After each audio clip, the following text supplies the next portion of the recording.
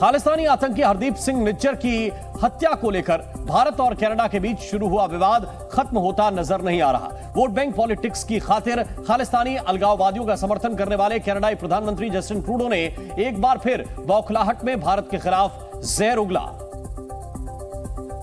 Justin Trudeau ने Ottawa में Ukraine के राष्ट्रपति वोलोदिमीर ज़ेलेंस्की के साथ एक ज्वाइंट प्रेस कॉन्फ्रेंस के दौरान भारत पर लगाए गए अपने आरोप दोहराए।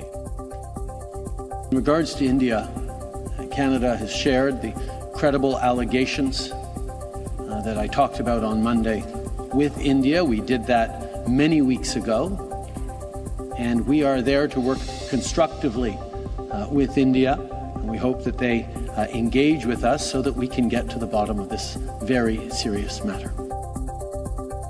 18 सितंबर के बाद ये तीसरी बार है जब जस्टिन ट्रूडो ने आतंकी निज्जर की हत्या के लिए भारत को दोषी ठहराया और जांच में सहयोग की अपील की, लेकिन इस बार भी वो कोई पुख्ता सबूत पेश नहीं कर सके।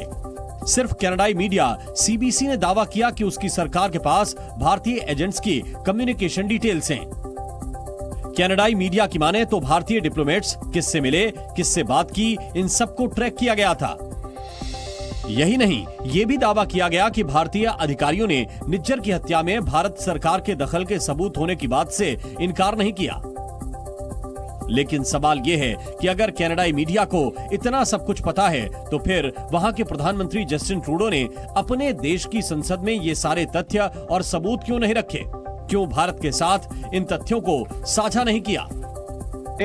बॉय लिबरे ने अपनी सरकार से भारत के खिलाफ सबूतों की मांग की, जबकि ब्रिटिश कोलंबिया के प्रीमियर डेविड एबी ने ट्रूडो के दावे पर सवाल उठाए। कनाडा में ब्रिटिश कोलंबिया के प्रीमियर डेविड एबी ने प्रेस कॉन्फ्रेंस में कहा कि हरदीप निज्जर की हत्या में भारत का हाथ होने से संबंधित उन्हें कोई ठोस जानकारी नहीं दी गई। The only briefings that I've been able to receive from CSIS are what are called open information briefings or open source briefings, which is information that's available to the public doing an internet search, which I find frustrating. David Eby ने Canada के प्रधानमंत्री और वहां की जांच agency की पोल खोल दी। उन्होंने बताया कि कैसे जस्टिन ट्रूडो ने भारत पर आरोप लगाकर गलती की। In terms of the specific incident in Surrey, I was contacted by the Prime Minister. He briefed me about what he was going to say in the Parliament, which he then went on and said. He offered to me a briefing from CSIS, which of course I said yes, I would like that. We arranged it. We got a briefing from the director, which was, as I say, open source information. And then that was it. I expressed my frustration. David एबी उसी पश्चिमी Canada के British Columbia प्रांत के premiere हैं, जहां के एक गुरुद्वारे के बाहर 18 जून को निज्जर की गोली मारकर हत्या की गई थी। वैसे सिर्फ डेविड एबी ही नहीं, अमेरिकी खुफिया विभाग पेंटागन के पूर्व अधिकारी माइकल रूबिन ने भी कनाडाई पीएम जस्टिन ट्रूडो को आड़े हाथों लिया। साउथ एशिया मामलों के जानकार अमेरिका के माइकल रूबिन ने कहा कि ट्रूडो ने बहुत बड़ी गलती कर दी है। रूबिन ने कहा कि भारत पर ट्रूडो ने ऐसे बेबुनियाद आरोप लगाए हैं जिनका बचाव करना उनके लिए मुश्किल होगा। Prime Minister Trudeau, I think, has made a huge mistake. He has made allegations in a manner which he hasn't been able to back. अमेरिकी खुफिया विभाग पेंटागन के पूर्व अधिकारी माइकल रूबिन ने खालिस्तानी आतंकी हरदीप सिंह निज्जर के लिए भारत पर आरोप लगाने वाले ट्रूडो को इशारों में बेवकूफ करार दिया। Let's not fool ourselves. Hardeep Singh Nijjar was not simply a plumber any more than Osama bin Laden was a construction engineer. He had blood on his hands through multiple attacks. जबकि Michael Rubin ने यह भी कहा कि Trudeau के आरोपों से America और उसके सहयोगी देश पूरी तरह इत्तेफाक नहीं रखते। I'm not sure that the allies are convinced with Trudeau's theory or that they interpret the importance of the matter to the same degree that Justin Trudeau does. तो भले ही जस्टिन ट्रूडो भारत के खिलाफ कोई पुख्ता सबूत पेश न कर पा रहे हों, लेकिन भारत ने खालिस्तान समर्थक अलगाववादियों और आतंकियों से जुड़े वो सभी सबूत सार्वजनिक किए हैं जो उसने कनाडा को सौंपे थे। कनाडा को भारत की ओर से सौंपे गए इस डोजियर में हरदीप सिंह निज्जर और गुरपतवंत सिंह पन्नू समेत कई खालिस्तानी आतंकियों का कच्चा चिट्ठा है जो कनाडा की जमीन से भारत के खिलाफ साजिश रचने का काम कर रहे हैं।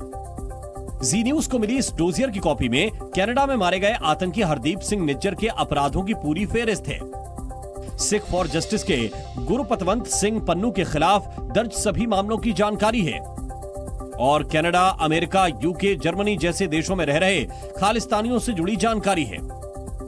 भारतीय एजेंसियां कई बार खालिस्तानियों से जुड़ा डोजियर कनाडा, यूके, जर्मनी और अमेरिका जैसे देशों को देती रही हैं, लेकिन यहां की सरकारों ने इनके खिलाफ कोई कार्रवाई नहीं की। इस बीच अमेरिकी विदेश मंत्री एंटनी ब्लिंकन ने कहा है कि अमेरिका हत्या पर जवाबदेही चाहता है। ब्लिंकन ने एक प्रेस ब्रीफिंग में संवाददाताओं से कहा कि उनका देश ट्रूडो द्वारा लगाए गए आरोपों से चिंतित है। इसके अलावा अमेरिकी विदेश मंत्री एंटनी ब्लिंकन ने भारत से इस मामले में कनाडा के साथ जांच में सहयोग की अपील भी की।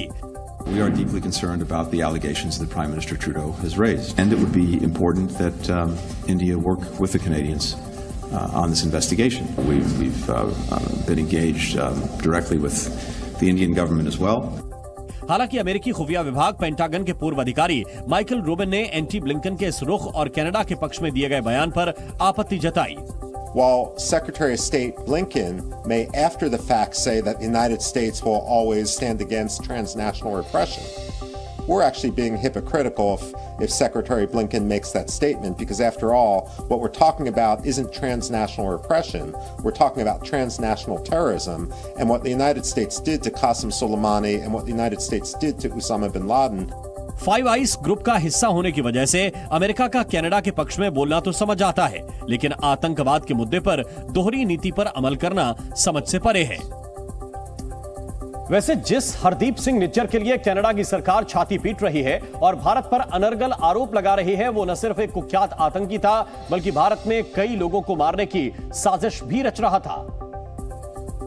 कनाडा जिस खालिस्तानी आतंकवादी हरदीप सिंह निज्जर की हत्या पर बौखलाया हुआ है, उसे लेकर भारतीय जांच एजेंसियों ने हैरान करने वाला खुलासा किया है। सूत्रों के मुताबिक खालिस्तानी आतंकी हरदीप सिंह निज्जर कनाडा में बैठकर राम रहीम की हत्या की साजिश रच रहा था। उसने साल 2014 में भी राम रहीम पर जानलेवा हमला करने की प्लानिंग की थी, लेकिन अपने मंसूबों में कामयाब नहीं हुआ। यही नहीं, एनआईए ने मोस्ट वांटेड अपराधियों की लिस्ट में भी निज्जर का नाम शामिल किया था। एनआईए ने खालिस्तानी आतंकी निज्जर के खिलाफ लुकआउट नोटिस और इंटरपोल रेड कॉर्नर नोटिस भी जारी किया था। इसके अलावा निज्जर पर 10 लाख रुपए का इनाम भी घोषित था। खालिस्तानी आतंकी हरदीप सिंह निज्जर की हत्या का आरोप भारत पर लगाने वाले कनाडाई पीएम जस्टिन ट्रूडो को कनाडा में ही कोई पसंद नहीं करता। उनकी लोकप्रियता घटती जा रही है। इप्सोस के एक नए सर्वे में बताया गया कि वो पिछले 50 सालों में कनाडा के सबसे बेकार पीएम बन गए हैं। इप्सोस के नए सर्वे के मुताबिक 40% कनाडाई विपक्षी नेता और कंजर्वेटिव पार्टी के पियरे पोइलबेरे को देश के नए पीएम के रूप में देखना चाहते हैं। कनाडा के ग्लोबल न्यूज की एक रिपोर्ट के मुताबिक अगर अभी चुनाव करवा दिए जाएं तो पोइलबेरे को 39% वोट मिलेंगे, जबकि 2015 में चुनकर आए लिबरल पार्टी के नेता जस्टिन ट्रूडो को केवल 30% वोट से ही संतोष करना पड़ेगा। ग्लोबल न्यूज की एक रिपोर्ट के मुताबिक खालिस्तान समर्थक और कनाडा की न्यू डेमोक्रेटिक पार्टी के चीफ जगमीत सिंह की लोकप्रियता में भी सितंबर 2022 से 4 अंक की गिरावट दर्ज की गई है। भारत और कनाडा के बीच जारी विवाद पर प्रधानमंत्री नरेंद्र मोदी का भी बयान सामने आया। नई दिल्ली में अंतर्राष्ट्रीय अधिवक्ता सम्मेलन में बोलते हुए पीएम मोदी ने खालिस्तानियों का समर्थन करने वाली ट्रूडो सरकार की क्लास लगा दी।